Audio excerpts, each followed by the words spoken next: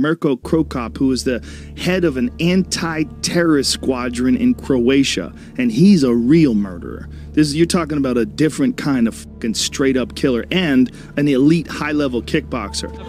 Some blood. Oh, high kick, and down goes Igor. This man is taking over. Yeah, he's one of the hardest kickers ever. And they had different rules for him. Yeah. People in the UFC never really they didn't see this guy. No. You know what I mean? No, he was in Pride. Does it bother you that it ended this way, that, you know, all this stuff happened at the end and you couldn't go out on your own terms? They gave me 2 years for nothing. You know why? Because I was the first one.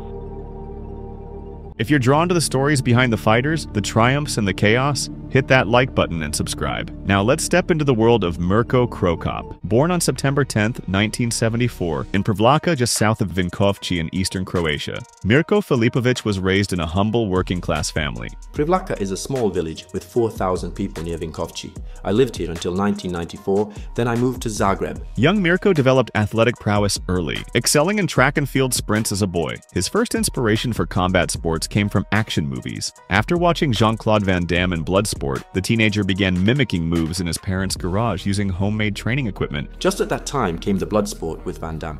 When I saw Van Damme, his looks, his moves, I said, to hell with athletics. I became completely crazy about that sport. That was the last athletics training for me.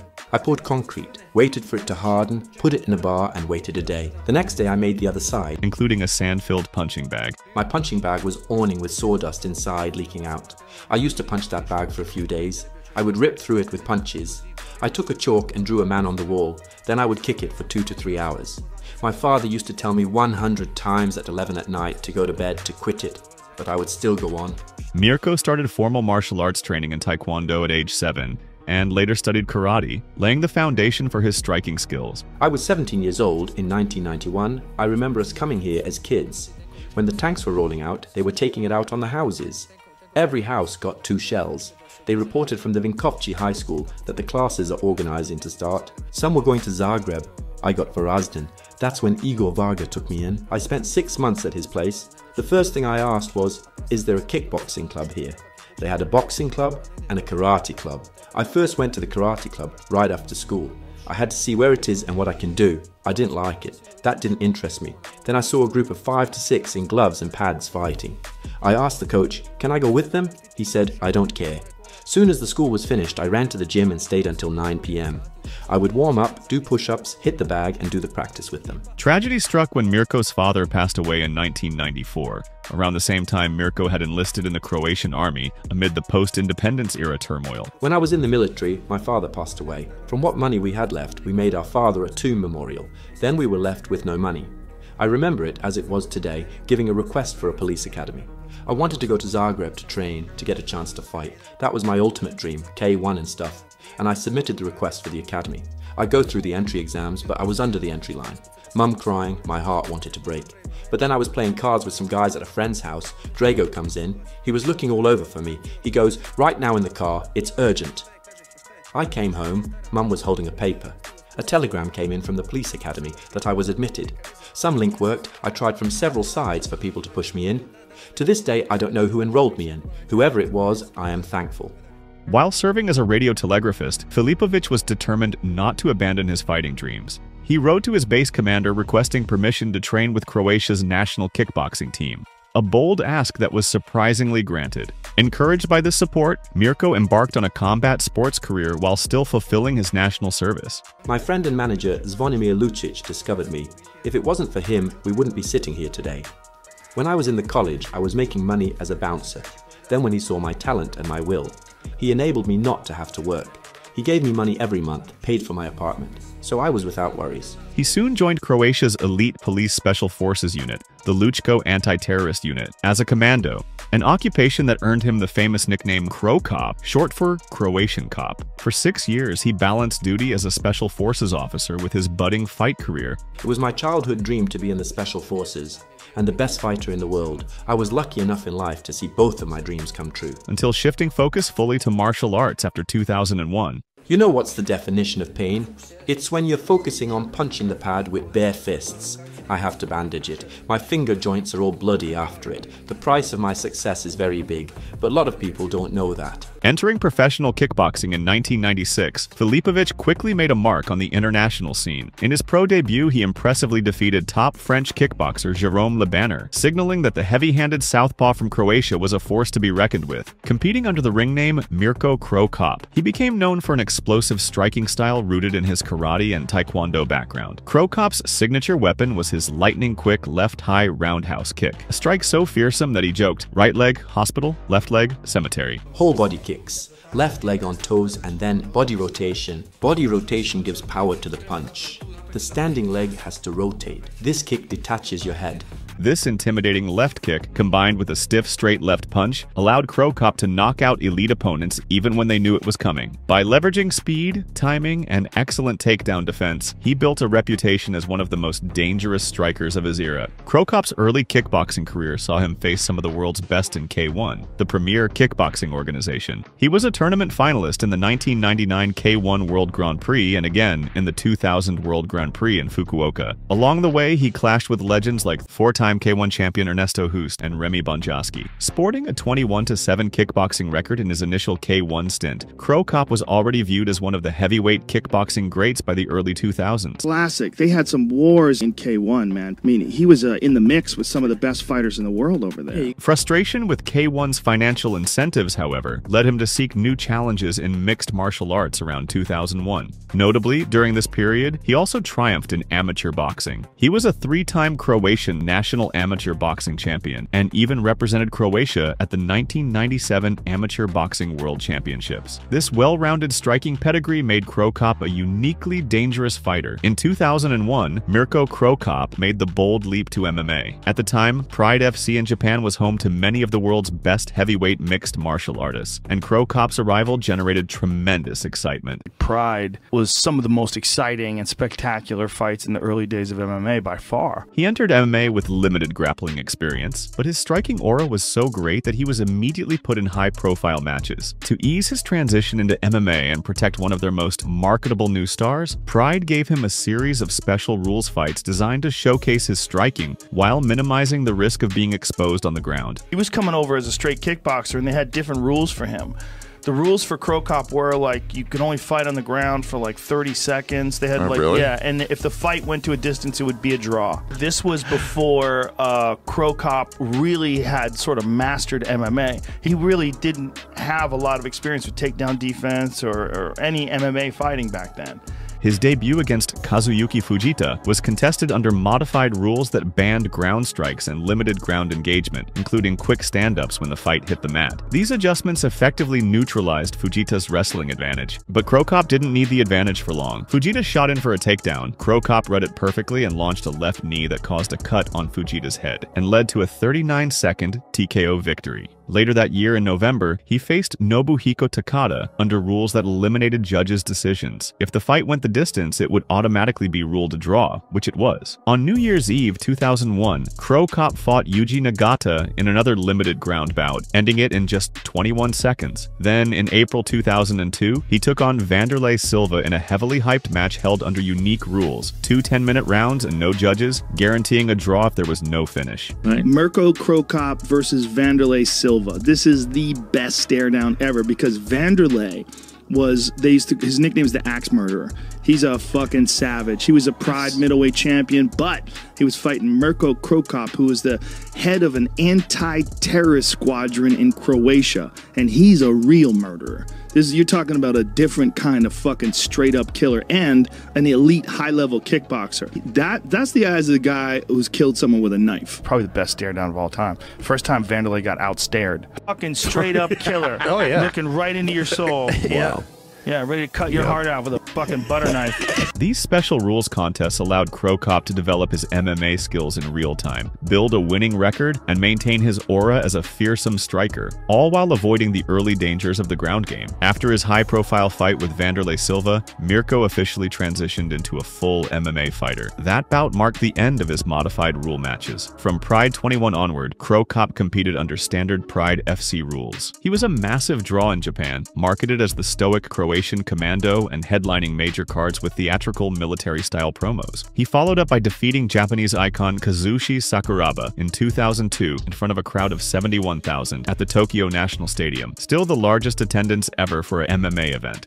Kicks are so unusual. Speed was ridiculous. In March 2003 at the K1 World Grand Prix in Saitama, Mirko Cro Cop faced the legendary Bob Sapp in what became one of MMA's most unforgettable knockouts. Just over a minute into the fight, Cro Cop landed a powerful left straight that fractured Sapp's orbital bone, forcing him to clutch his eye in pain and retreat. The referee stopped the bout moments later, awarding Cro Cop a TKO victory. It was a clinical display of striking precision, and the injury to Sapp's orbital bone became one of the most memorable finishes of Cro Cop's run. Broke his eye socket. Mirko is literally almost 200 pounds lighter than him.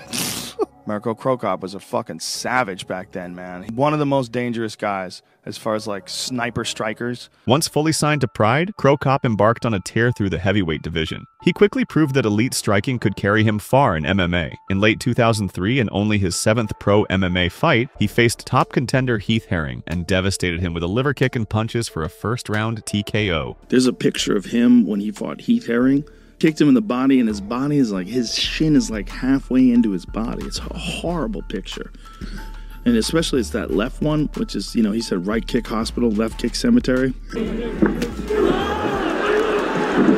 Cro Cop then made a statement by doing what no one had done before, knocking out the iron-jawed Igor Vovchanchin, a legendary Ukrainian striker, with a trademark head kick. This passing of the torch moment signaled that Cro Cop was a new king of strikers in Pride's ranks. Everybody knows that the left kick is coming, but for some reason, they can't see it coming. Maybe one of the reasons is because it's my favorite kick, and I train it every day. A left, another left, some blood. Oh, high kick, and down goes Igor. This man is taking over. He is taking over the heavyweight division. His knockouts in Pride are some of the all-time greatest highlight reel head kick knockouts. Igor Vovchanchin, boom! Alexander Emelianenko, boom! Yeah, but there it is! The trademark left kick, and it's over! Just blasting dudes with that head kick. You forget sometimes how insane the highlight reel of Mirko Cro Cop is. He capped off 2003 by earning a shot at Pride's interim heavyweight championship against former champion Antonio Rodrigo Minotauro Nogueira. In that title fight, Cro Cop dominated the Brazilian on the feet early, even flooring Nogueira with punches. But the bout showcased Mirko's one major weakness, his novice ground game. No.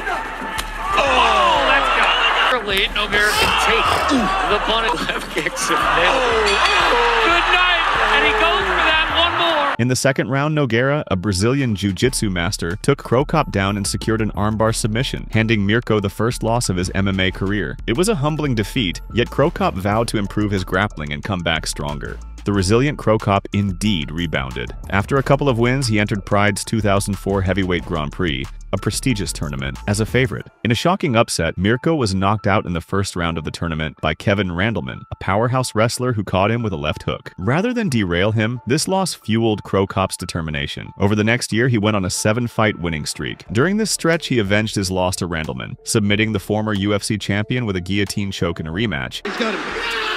It's over. And just like that, Mirko Cro Cop erases the most devastating loss in his career. And defeated other top heavyweights, including Josh Barnett and Mark Coleman. This is bad for Mark.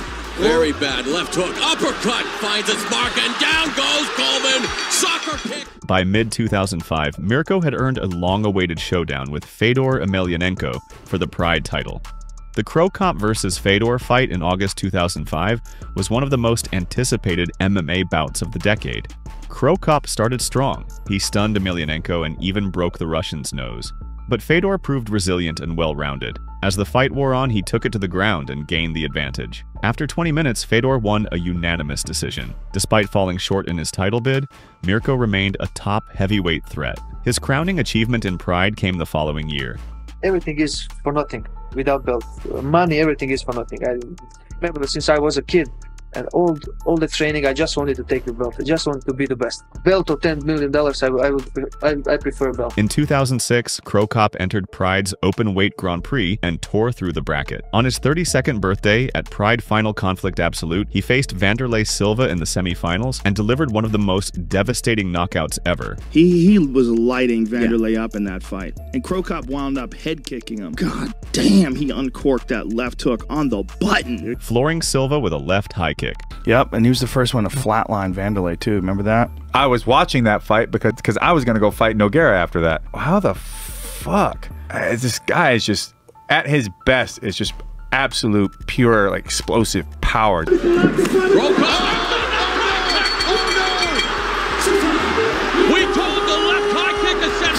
Yeah. People in the UFC never really saw, they didn't see this guy. No. You know what I mean? No, he was in Pride. In the tournament final later that night, Cro Cop rematched Josh Barnett and secured the openweight Grand Prix championship belt. Overcome with emotion, Cro Cop broke down in tears as Pride officials wrapped the championship belt around his waist. "This is the happiest day of my life," he told the crowd. My happiest day in my life, definitely. I was waiting for this for 10 long years, and finally I knew that I'm the best, but sometimes some circumstances just didn't let me to do that. After Fedor's fight, that I am number one. Completely a poker face. You never show any emotion. Tonight when you won, you completely broke down. Believe or not, and I swear with everything I got, I told myself, if I don't take this belt, it will be my last MMA fight in my life. I would quit fighting, I swear. And that's why I said now or never. Outside the ring, Mirko served his country in another way. Politics. He was elected as a member of the Croatian parliament in December 2003. Astonishingly, he legislated by weekday and fought on weekends, balancing public service with professional fighting through the peak of his Pride tenure. He held his seat until 2007.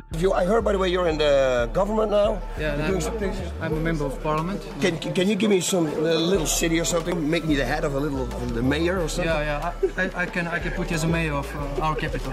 That would be great. Yeah. We see each other a little bit more. By late 2006, with Pride FC faltering financially, several of its stars were courted by the UFC. Today is a great day for me. I'm very excited today. I've been coming back and forth for 7 years, challenging Pride and Pride fighters to fight the UFC. The only two companies in this world that matter are the UFC and Pride. Who is the best fighter in the world in each weight class? How does he test himself? Money is great, it's great to make money, but at the end of the day, what a fighter wants to leave behind is his legacy. So finally, after 7 years, we're going to be able to answer all the questions we've been waiting to answer. All the challenges we've been waiting to make happen are now going to happen. Mirko Cro Cop was widely ranked as a top 3 heavyweight globally, so the UFC made signing him a top priority. He debuted in the octagon in February 2007 at UFC 67, easily dispatching Eddie Sanchez by TKO. It was a triumphant introduction, and many assumed Cro Cop would soon be contending for the UFC heavyweight title. At the time, he was such a feared striker that betting odds for his debut had him as a historic -1200 favorite. But his next fight shocked the world. He basically got Cro Cop, but Gonzaga worked him over so bad before that. Elbowed the shit out of him on the ground. I think he was already loopy by the time he got up. But still crazy that that's the technique you've been landing on everybody, and somebody caught you with it. That was a crazy kick, too. Boom, shin to the dome. And to see Cro Cop fold and go out like that, I was like, oh my God. It looked like he destroyed his knee on the way down. Yeah. New ACLs needed now. In September 2007, he fought Czech Congo and lost a decision in a bout marred by multiple illegal low blows. With 2 consecutive defeats, Cro Cop exited the UFC to regroup in Japan. And the thing about Cro Cop is I feel like UFC fans, again, don't appreciate the majesty that was Cro Cop in his prime. We got him after a long career, a hard career against Fedor and against Josh Barnett. I mean, he fought some fucking battles. So by the time we got him in the UFC, he had been in quite a few, like, real war. In early 2008, Mirko Cro Cop announced he would fight in Japan under the new promotion Dream, pausing his UFC run. He debuted at Dream 1 in March 2008 with a first-round TKO win over Tatsuya Mizuno, and expressed that he felt more at home in a ring than in a cage. He emphasized that his move wasn't about running from the UFC, but about rediscovering his fighting spirit.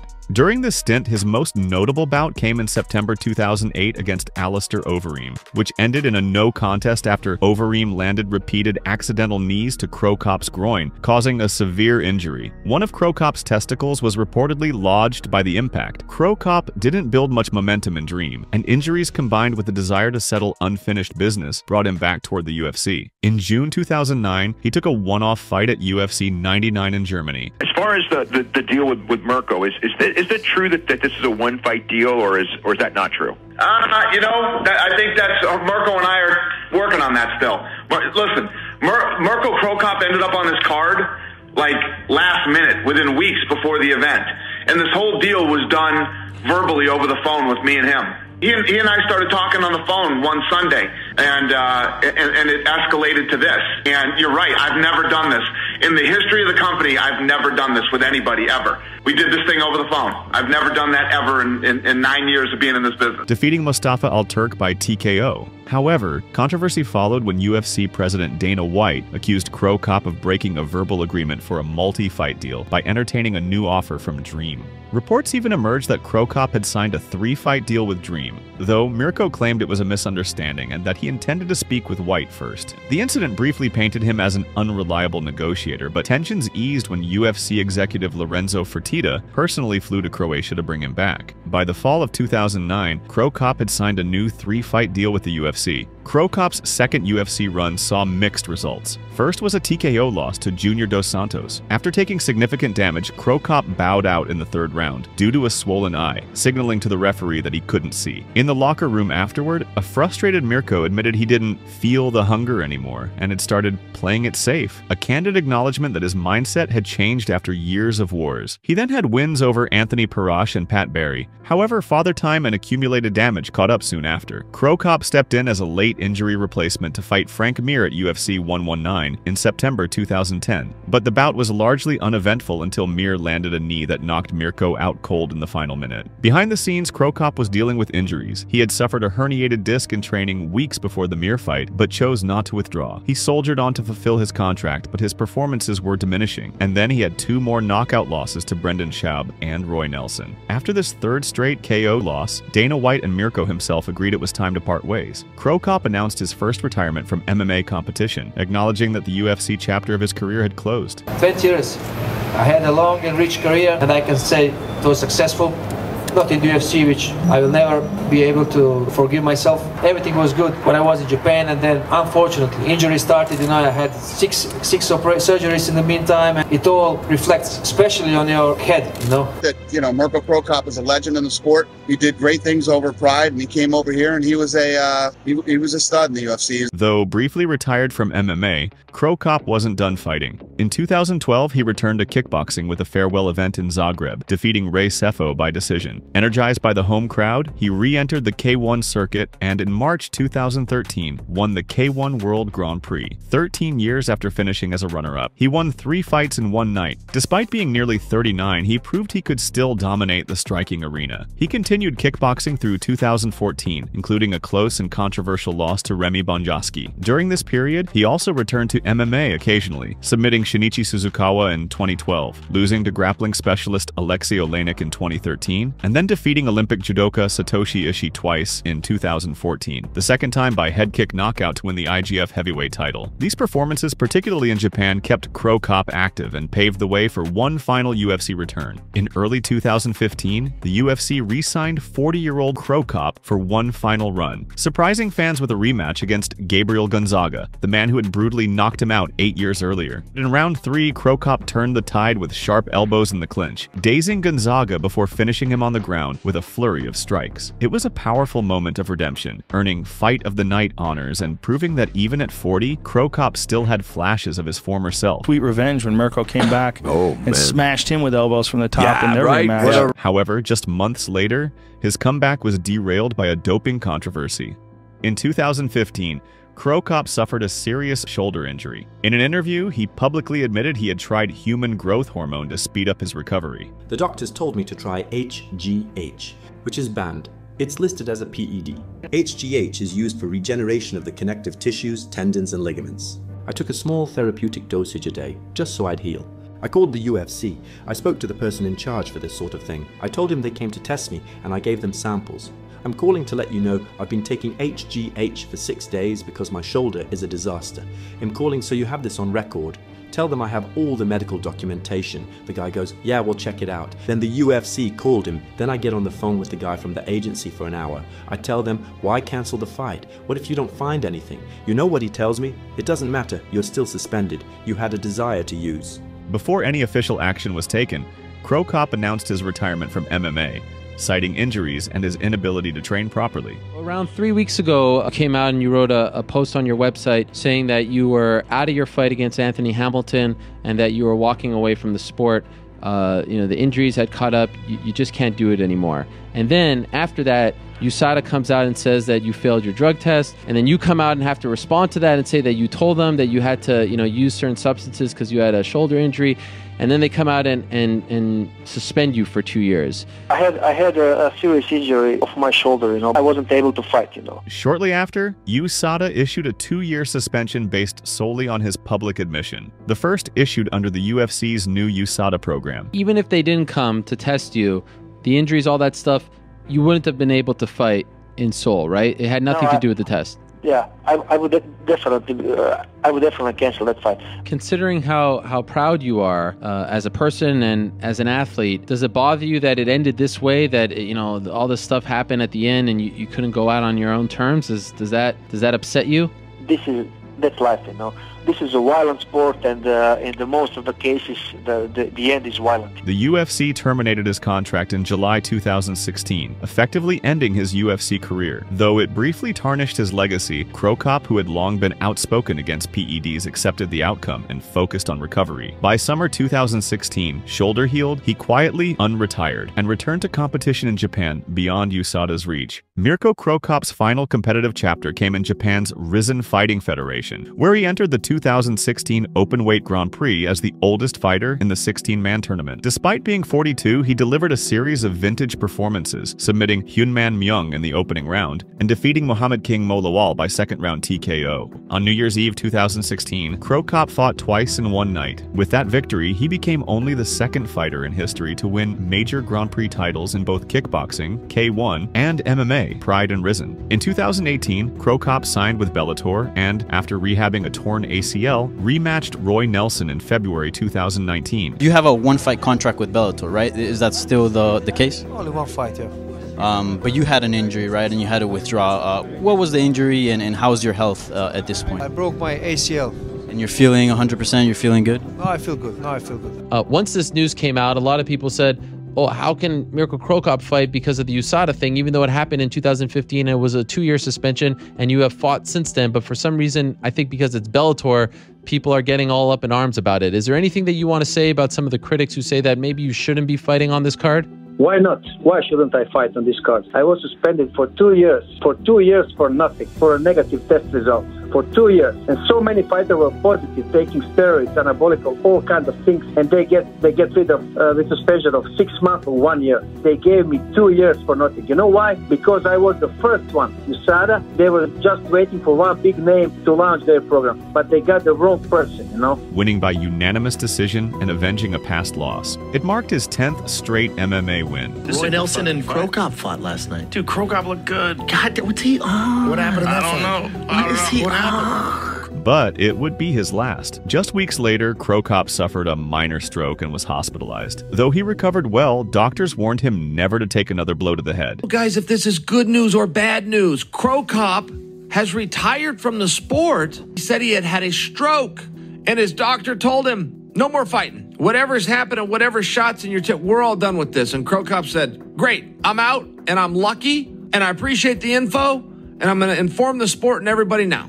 The 44-year-old announced his retirement. He walked away with a final MMA record of 38 wins, 11 losses, and 2 draws, having secured championships across 3 major promotions and cemented his legacy as one of the sport's most decorated heavyweight legends. That his career, his presence, his style, I mean, that guy has a special place in this sport that dates back, oh my gosh, late 90s? Mirko Cro Cop Filipovic's fighting journey reads like an action saga, from a national hero to a global icon, and from devastating highs to crushing lows. Mirko Cro Cop's journey was as punishing as his legendary left kick. He shattered my nose in 16 places, reconstructive nose surgery, 16 stitches in my eye, 14 stitches in my lip. I'm thrown up, I'm in so much pain after the fight, and I will never forget this. He walked through war zones and arenas with the same cold focus, fighting not just opponents but time, injury, and legacy. He is widely regarded as one of the greatest heavyweight strikers in both MMA and kickboxing history. And I'm in so much pain, I look at Cro Cop and I go, dang, what are we doing, man? And he looks at me with his broken English and goes, this is life. Is it though? I looked down and I went, is it? Mirko, is it, man? And for him it is, like this is everything to him. To me it was not. To me it was not. He's an absolute legend, man. I have no business being in the same octagon as him. In the end, Cro Cop didn't just survive the fight game, he left his mark on it forever. Since retiring in 2019, Mirko has largely stepped out of the limelight to enjoy a well-earned rest. Back home in Zagreb, he leads a quieter life focused on family and personal health. Cro Cop still maintains a disciplined lifestyle. Unsurprisingly, he hasn't quit training altogether. He converted part of his home into a private gym and works out almost daily to stay fit, though strictly for recreation now. Even so, younger Croatian fighters do seek out the veteran for advice. In essence, he remains a guardian of Croatian combat sports, passing on wisdom but enjoying his free time away from the pressures of competition. If you look at Mirko Cro Cop's highlight reel, it is a highlight reel unlike any other highlight reel out there. His legacy endures every time a heavyweight throws a left high kick or a new prospect from Croatia steps into the ring dreaming to be the next Cro Cop.